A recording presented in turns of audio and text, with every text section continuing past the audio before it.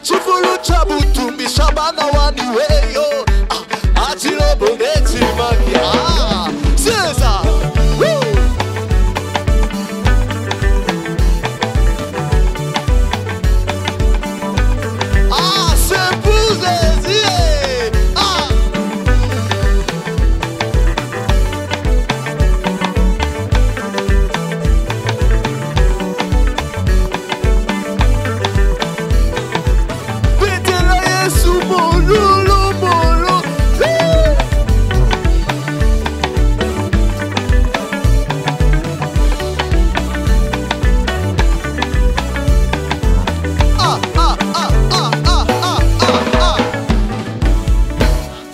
Wachifulu chabutumbi shabana wani weyo Achilo bobe Uniba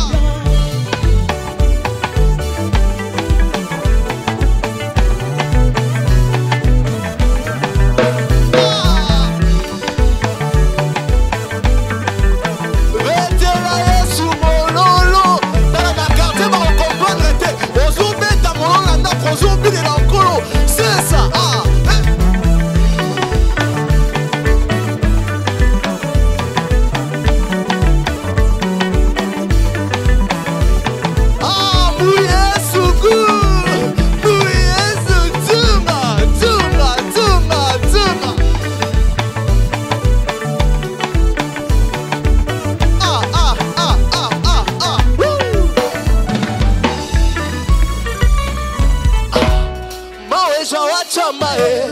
Chikumi chako juwingira muna yo yo yo yo Yesu ni champion Says mololo Univa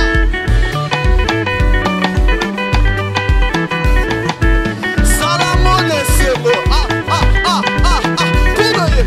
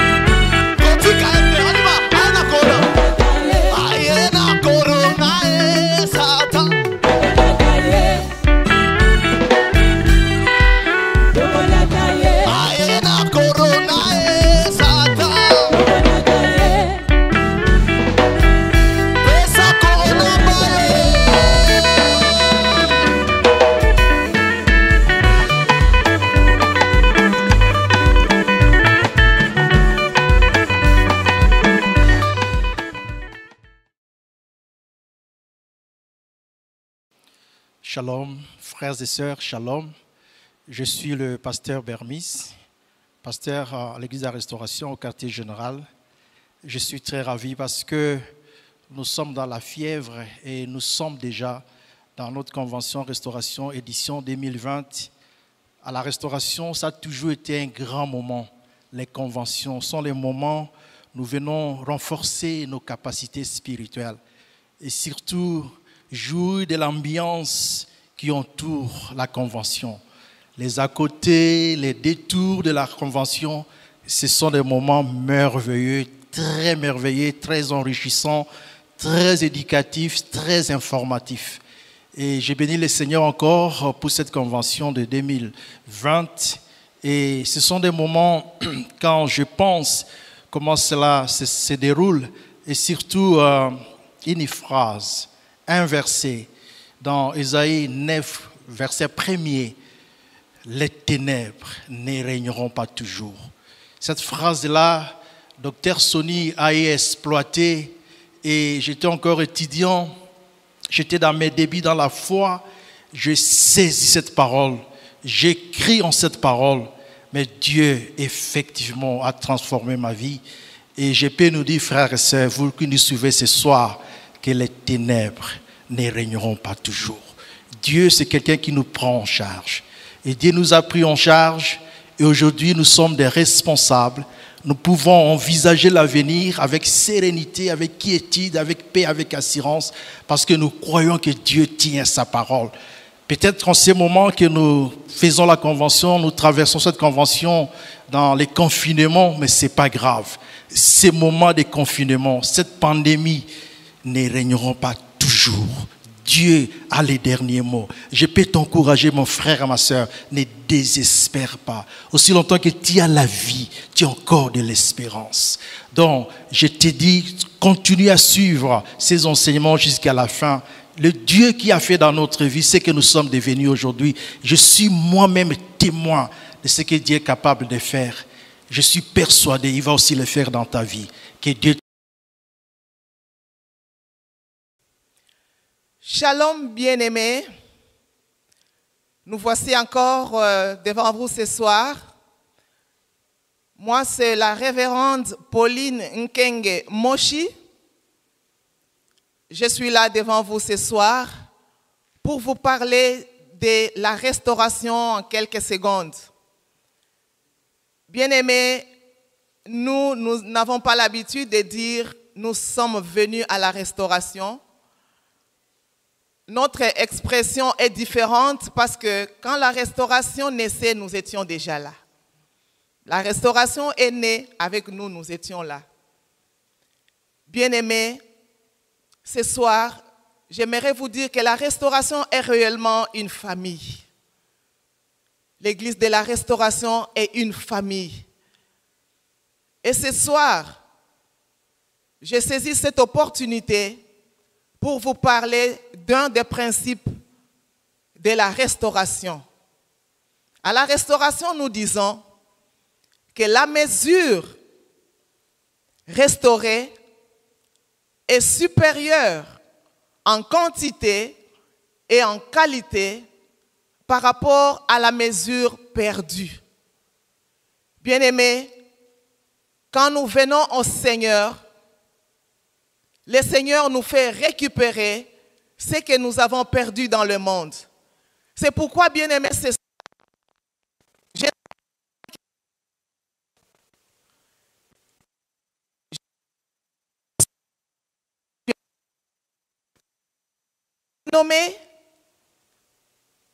tu as perdu la renommée, tu as perdu les enfants, tu as perdu les relations, tu as perdu ta santé, tu as perdu peut-être un être cher, tu as perdu des amis. Bien-aimé, j'aimerais te rassurer qu'en Christ, tu vas tout récupérer en quantité et en qualité supérieure. Que Dieu vous bénisse. Merci, je suis l'apôtre Tryphon Amanako. Je voudrais partager avec vous un témoignage qui a changé ma vie. En fait, depuis 1998, j'ai écouté une parole d'un homme de Dieu, le bishop Emmanuel Soni Mukwenze, et cette parole m'a transformé. En fait, j'étais prédicateur avant cela, j'ai prêché la parole de Dieu, mais il y avait beaucoup de choses qu'il fallait que je comprenne. Et lorsque j'ai rencontré cet homme, avec une seule parole, ma vie a eu une base solide à ce qui concerne la doctrine. Là où la parole et l'esprit s'accordent, Jésus-Christ est Seigneur. Désormais, depuis ce temps-là, je ne peux pas être emporté à tout vent des doctrines. Non seulement j'ai écouté cette parole, au fil des années, j'ai écouté encore beaucoup d'autres paroles sortir de la bouche de cet homme de Dieu. Et là, je peux dire, la restauration est toujours possible. Que Dieu bénisse.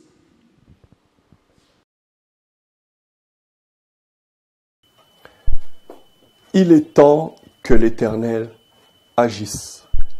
Psaume 119, le verset 126. Après avoir décrit la parole de Dieu comme étant la vérité et comme étant les merveilles de l'Éternel, lorsque vous lisez le psaume tout entier, le psalmiste a demandé à l'Éternel d'agir. Il dit, il est temps. Était-il en retard? Je ne crois pas. Dieu n'est jamais en retard. Même lorsqu'on croit humainement parlant que le temps est passé, il est capable de vous faire récupérer ce temps et de changer votre conception. Il a dû le faire avec la résurrection de Lazare. Il est temps que l'Éternel agisse. Dieu agit au travers de sa parole. Hébreux 4.12 dit « Car ta parole est vivante et efficace ». Mais cette fois-ci, j'ai l'impression que le psalmiste demande à l'Éternel d'agir. Je ne dis pas qu'il va agir sans sa parole, mais il nous a mandatés. Et c'est pour cela que nous agissons au travers de la parole du Seigneur. Mais lorsqu'il demande à l'Éternel d'agir lui-même, probablement, il y a la confusion, ou il y a la contestation, où il n'y a pas la différence. Et c'est pour cela que le psalmiste demande à l'Éternel d'agir. Lorsque l'Éternel agit lui-même, il suspend les lois de la nature. Et je crois que l'Éternel doit laisser une empreinte dans votre vie qui vous marquera pour le reste de votre vie, qui vous servira de base pour que vous puissiez continuer votre marche avec lui. Il est temps que l'Éternel laisse son empreinte dans votre vie en agissant personnellement. Que l'Éternel vous bénisse. Merci beaucoup.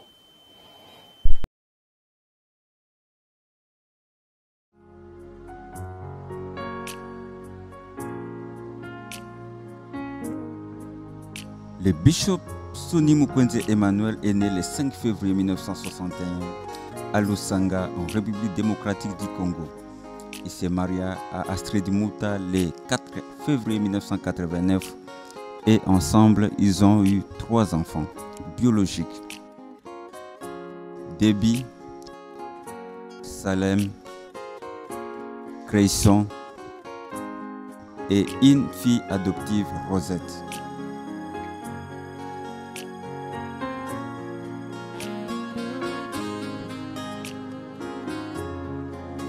Il obtint son diplôme des humanités à l'Institut Luzolo à Kikwit en 1980 et est licencié en éducation anthropologique et culture africaine à l'ISP Kikwit en 1985. Il est également détenteur d'un doctorat en divinité à l'Université de Rema aux États-Unis d'Amérique, en Floride. Il est promoteur d'une œuvre holistique, les Centres Christdom. Il est président de l'Institut biblique pour la mission et le développement et directeur national de l'Institut biblique Parole et Esprit, jadis appelé Institut biblique Chemin d'Emmaüs. Il est le président des Restoration Leadership Conference, de la pastorat déguisement ministériel, du réseau d'initiatives missionnaires africaines et président de Restoration International Embassy. Il est professeur dans certaines écoles de plusieurs nations. il est aussi dirigeant des écoles bibliques dans lesquelles plus de 1500 serviteurs de Dieu et missionnaires ont été diplômés depuis 1991. Il a reçu son éducation et son instruction dans un environnement chrétien jusqu'à sa conversion à Jésus-Christ le 9 octobre 1978 à 21h02. Quelques mois après l'interpellation de l'évangéliste itinérant suisse Danielo Gay, il a reçu son premier encadrement de la part du frère Charles Makassi, communément appelé Yacharles dans le mouvement de la Ligue pour la lecture de la Bible. Très vite, après une série de miracles pour la guérison et la délivrance à travers la littérature de l'évangéliste international T.L. Osborne et l'expérience de la plénitude du Saint-Esprit, il devient très instrumental et l'un des conducteurs dans la mouvance du réveil spirituel qui secoua la jeunesse dans la région de Bandundu dans les années 80 et 90. Revivaliste et évangéliste itinérant à 18 ans, il sera l'initiateur de plusieurs groupes de renouveau charismatique et groupes bibliques universitaires drainant des foules par milliers dans ses croisades et campagnes d'évangélisation, des réunions qui occasionneront de multiples conversions et guérisons, mais aussi la jalousie des chefs religieux de cette époque et l'oligarchie mobusienne. Il est qualifié, entraîné et approuvé par l'archibishop Benson Idahosa et le docteur T.L. Osborne, des grands géants et bien-aimés qui extraordinairement ont impacté le monde avec l'évangile de Jésus-Christ. Il restera toujours reconnaissant envers Dieu d'avoir appris par ces hommes de confiance. C'est à l'époque des années de troubles en République démocratique du Congo, ex-Zaïre, que son éminence, le bishop Emmanuel Soni Mukwenze, accompagné de son épouse, vont mettre sur pied, sous un manguier, l'œuvre de la restauration. Coïncidant avec la situation de leur mère patrie, leur projet de la restauration serait-il un zèle patriotique, un élan social ?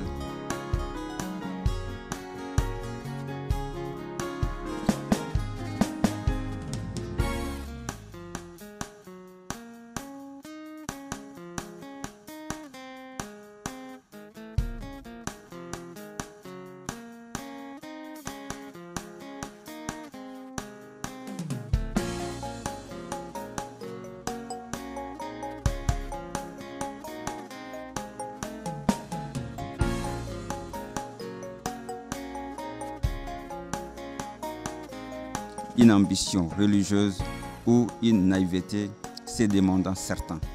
Après quelques tentatives positives, c'est finalement le 25 juillet 1993, sous un manguier, sous l'avenue du marché numéro 11 Binza Delvaux, dans la commune d'Engalema, à Kinshasa, République démocratique du Congo, que le bishop Soni Mukwenze Emmanuel, accompagné de son épouse, vont démarrer l'œuvre de Soni Restoration Ministries International, qui deviendra ce réseau d'églises, d'instituts bibliques, des programmes de développement communautaire national et international.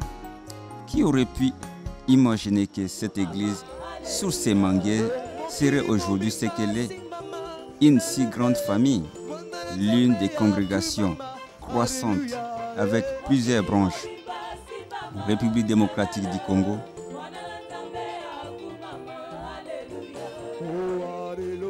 Angola,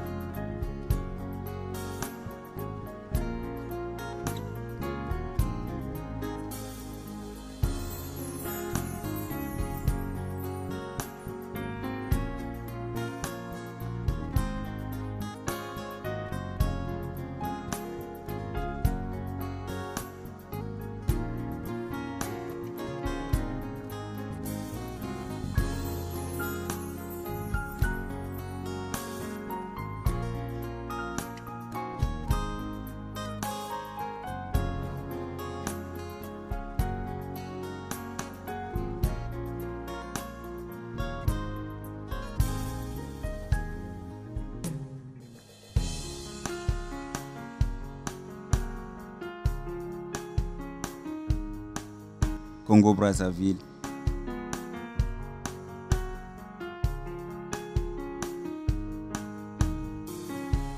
Gabon,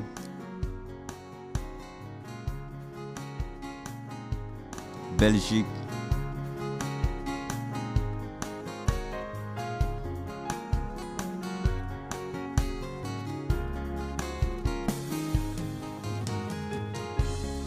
États-Unis d'Amérique, Cameroun, Grande-Bretagne, Suisse, Côte d'Ivoire et plusieurs autres missionnaires en Chine, France, Serbie, Mauritanie, Namibie, Lesotho, République sud-africaine, Turquie, Maroc et j'en passe. Particulièrement en République démocratique du Congo, à Kinshasa, au quartier général, Mbanzalemba,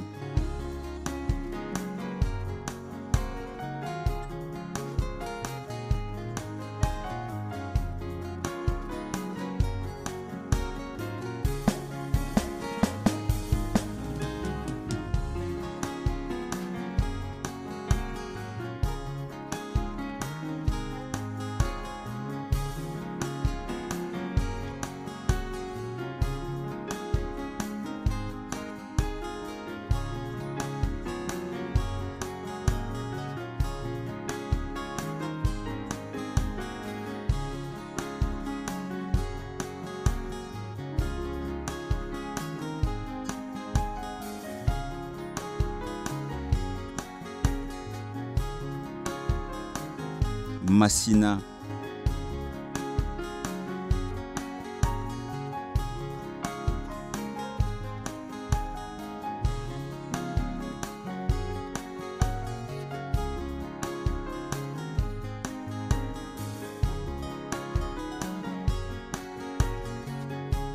Benteke,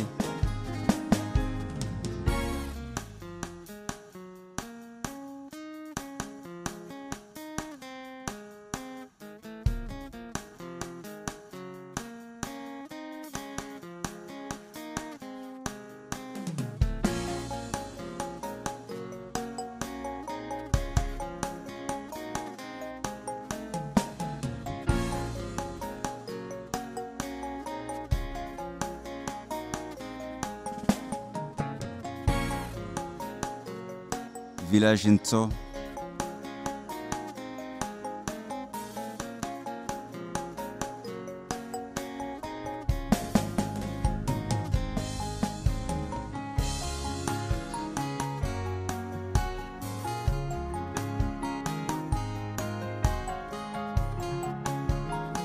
Lingwala, CPA,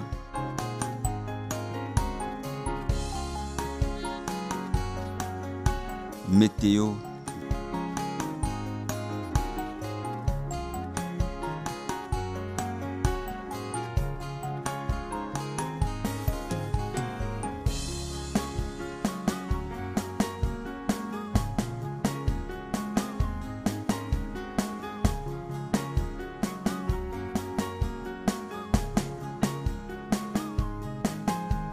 Victoire Matongé,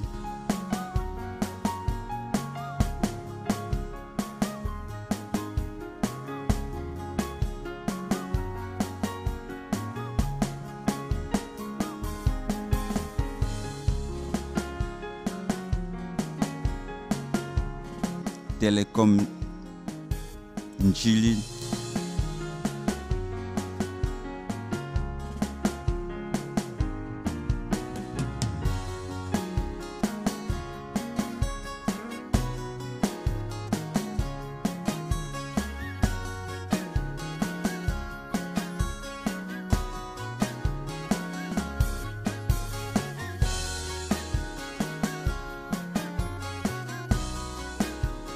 MAP Campagne,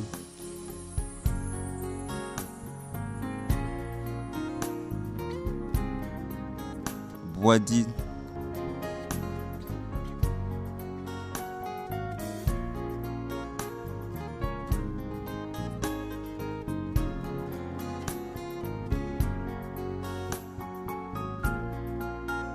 Bibois, GB et Kimwenza. au Congo central,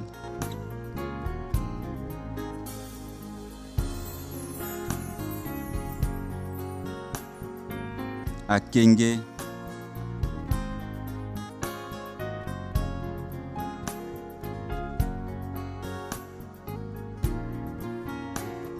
Wamba,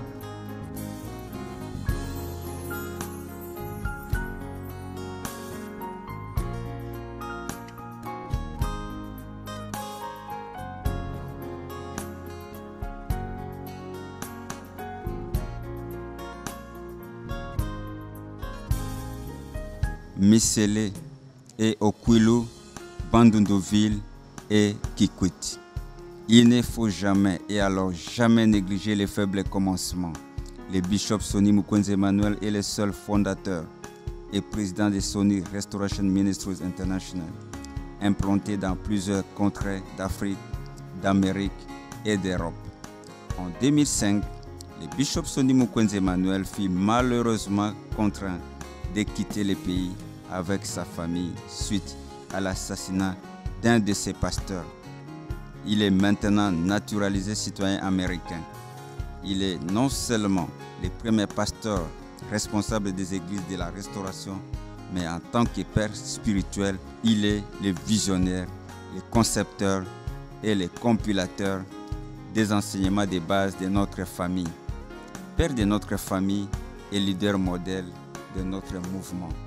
En 3 décennies, des milliers de peuples ont été atteints, bénis, sauvés, cicatrisés, restaurés, rendus libres et plus forts dans la vision du bishop Sonny Mukwege Emmanuel.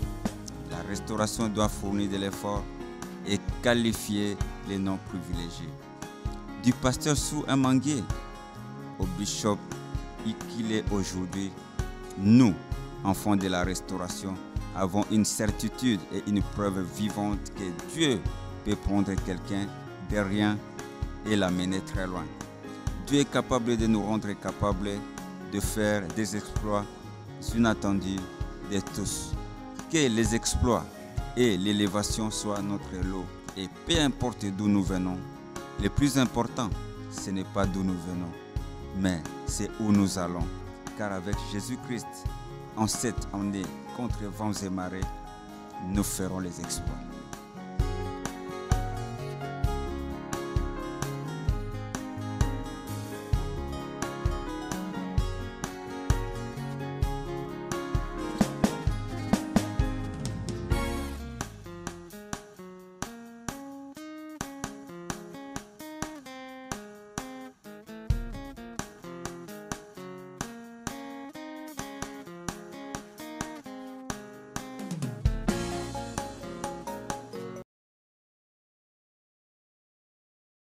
Gloire au Seigneur, quelle joie de pouvoir participer à cette convention Restauration 2020 dans ce contexte qui est assez compliqué pour le monde, mais aussi qui est compliqué pour la tenue effective de notre convention. Mais nous allons la faire plutôt sur les réseaux sociaux comme vous êtes en train de suivre. Voici ce que je vais apporter comme parole de Dieu en cette soirée. Rien ne vous serait impossible. Lisons la parole de Dieu. Matthieu chapitre 17 à partir du verset 19. Alors, les disciples s'approchèrent de Jésus et lui dirent en particulier: pourquoi n'avons-nous pu chasser ces démons? C'est à cause de votre incrédulité, leur dit Jésus. Je vous l'ai dit en vérité, si vous aviez de la foi comme un grain de sénévé, vous diriez plutôt à cette montagne: transporte-toi d'ici là, et elle se transporterait. Rien ne vous serait impossible. Rien ne vous serait impossible. Ce qui veut dire en quelque sorte, si quelqu'un prend la décision d'agir par la foi, de marcher par la foi, de vivre par la foi, cette personne va vivre des possibilités divines. C'est-à-dire, tout ce qui est impossible tout autour de lui va devenir plutôt la possibilité qu'il donne à Dieu de pouvoir agir.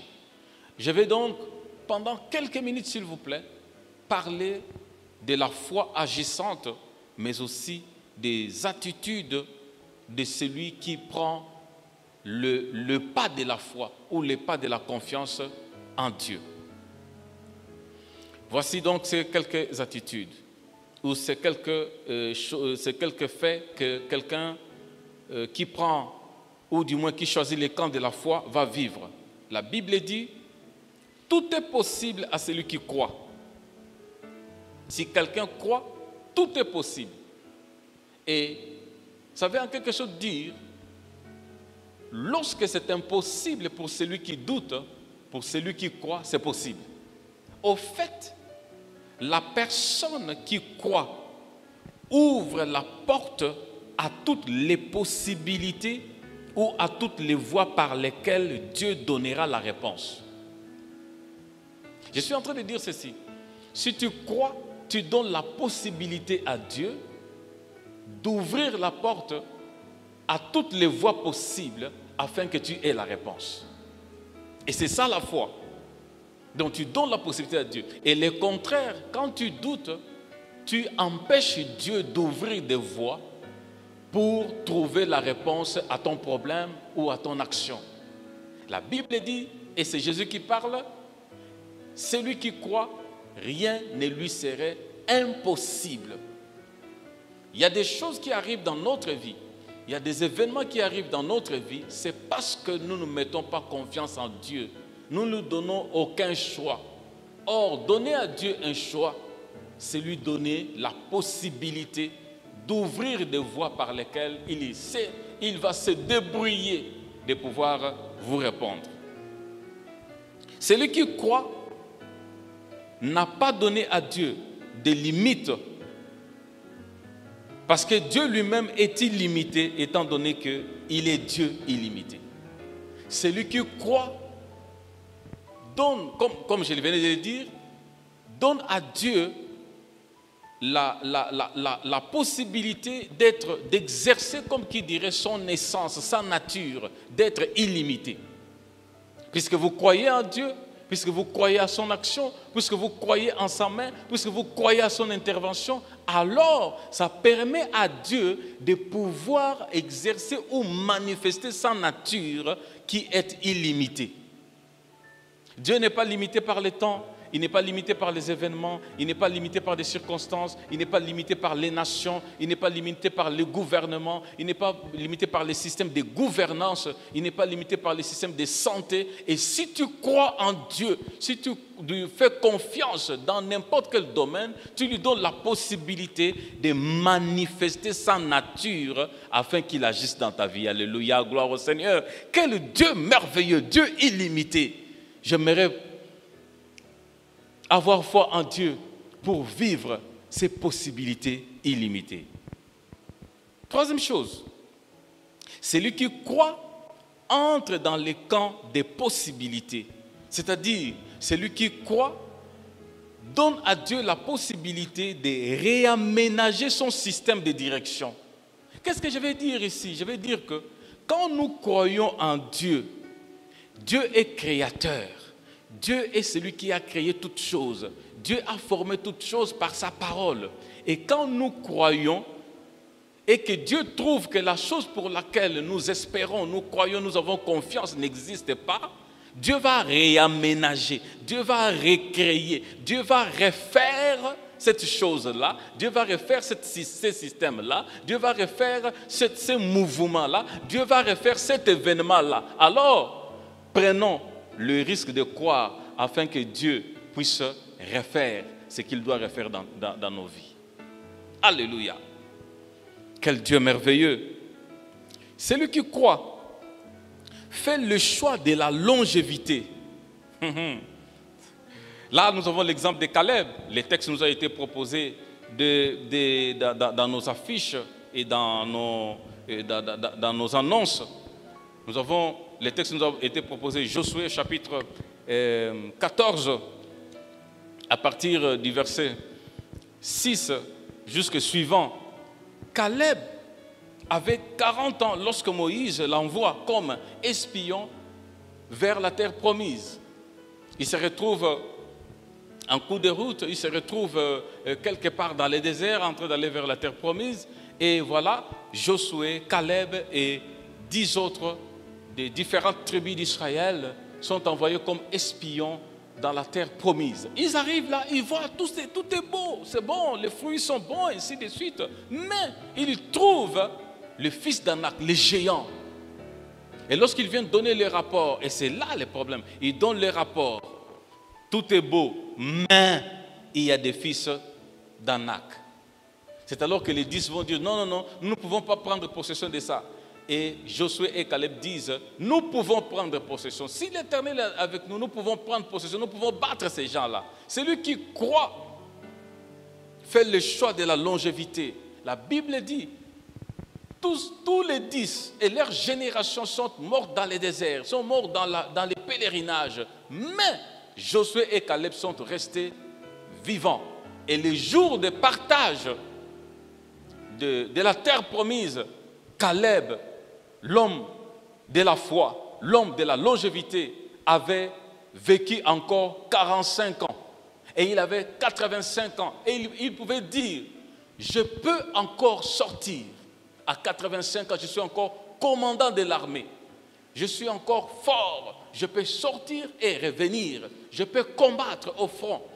Celui qui croit, il fait le choix de la longévité. Ne meurs pas avant de voir ta promesse être accomplie devant Dieu. Alléluia. Et je ne sais pas si quelqu'un écoute ce que je suis en train de dire. Ne meurs pas avant que la promesse de Dieu s'accomplisse. Refuse la mort. La Bible dit, la mort et la vie se trouvent sur ta langue et au pouvoir de ta langue. Et si tu exerces bien ta langue, tu en mangeras le fruit. Tu peux manger les fruits de la vie, tu peux manger les fruits de la longévité, tu peux manger les fruits de la prospérité, tu peux manger le fruit de tes prières. Bien-aimé dans le Seigneur, ne meurs pas avant. L'homme de foi a fait le choix de la longévité. De la longévité, de la longévité. Alléluia. Écoutez, bien-aimé dans le Seigneur, une petite phrase. Les vainqueurs n'abandonnent pas, mais il n'y a aucune persévérance dans les chefs de ceux qui échouent. Ceux qui échouent ne persévèrent pas. Mais ceux qui persévèrent deviennent vainqueurs. Et l'homme de foi n'abandonne pas jusqu'à ce qu'il voit les résultats, jusqu'à ce que Dieu les réponde, jusqu'à ce que Dieu ouvre une partie, comme qui dirait, ouvre un chapitre de ses possibilités, de ses illimitations, si le terme existe, jusqu'à ce que Dieu va ouvrir pour moi, je croirai. La Bible même va plus loin pour dire, espérez contre toute espérance, ayez confiance en Dieu, au-delà de la confiance que les hommes ordinaires peuvent mettre. Mais prenez les attitudes ou bien prenez la marche de la foi. Je vais tenter de pouvoir aller avec les deux autres pour dire, celui qui croit se place dans la cour de Dieu. Il a la position de Dieu. Il fait les actions de Dieu. Il proclame la justice. Psaume 82, la ligne 6 et 7 dit ceci. Vous êtes des dieux, mais vous mourrez comme des hommes. La Bible dit, Dieu se place parmi les dieux. Il se place parmi les juges. Et vous donc, vous êtes des dieux. Vous êtes des juges, mais vous mourrez comme des hommes. Celui qui croit, il se place dans la cour de Dieu. Il se place dans la cour des juges.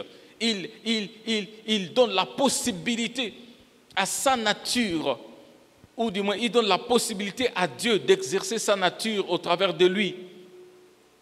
Et il donne la possibilité à Dieu de pouvoir lui donner l'autorité qu'il avait perdue dans les jardins d'Éden, que cette autorité revienne. Celui qui croit ne meurt pas comme un homme, parce que tu es Dieu, tu as la nature divine. Dans d'autres versions, parce que tu es juge, Juge plutôt le monde. Juge plutôt ce qui te cause problème. Juge un vent contraire. Juge cela parce que tu te tiens dans la cour de Dieu. Enfin, bien-aimé dans le Seigneur, avec mon petit message, celui qui croit exerce son autorité perdue en Adam, le premier homme, et retrouvé en Jésus-Christ, le second Adam. Celui qui croit, il exerce son autorité. Voici ce que le centenier dit à Jésus. Et Jésus loue le centenier. Le centenier dit à Jésus, « Car moi, qui suis soumis à des supérieurs, j'ai des soldats sous mes ordres. Et j'ai dit à l'un, va, et il va. À l'autre, viens, et il vient. Et il les fait plutôt. » Lorsque Jésus entendit ces paroles, il admira les centeniers et se tourna vers la foule qui les suivait. Il dit, « Je vous l'ai dit, même en Israël, je n'ai pas trouvé aussi grande foi. » L'autorité, la soumission est aussi la foi. Celui qui croit exerce son autorité perdue en Adam, le premier homme, et retrouvé en Jésus-Christ, le second Adam. Exercez ton autorité, croyez en Dieu. Dieu va ouvrir des portes, des possibilités que les gens qui doutent ne peuvent pas avoir. Donnez la possibilité à Dieu, donnez la place à Dieu pour qu'il recherche jusqu'à ce qu'il trouvera une solution. Ayez confiance en Dieu. Rien ne vous serait impossible si vous croyez. Les démons vont quitter, les paralytiques vont marcher, les situations difficiles vont changer en bien, la maladie va se tourner en guérison instantanée et celui qui croit, rien ne lui serait impossible. Rien ne lui serait impossible. Que l'Éternel Dieu, en cette convention 2020, vous bénisse et vous donne la possibilité d'entrer dans les champs ou dans les camps de la foi afin que Dieu ouvre toutes les portes par lesquelles il peut vous bénir, il peut vous guérir, il peut vous secourir et que le Dieu vivant vous amène à avoir confiance en lui. Pour sa gloire au nom de Jésus, j'ai ainsi prié et proclamé ces choses. Amen. Que Dieu vous bénisse et qu'il vous soit favorable. Yo, yo, yo. Le, le, le, le. Yo, yo, yo. Avec moi, come on.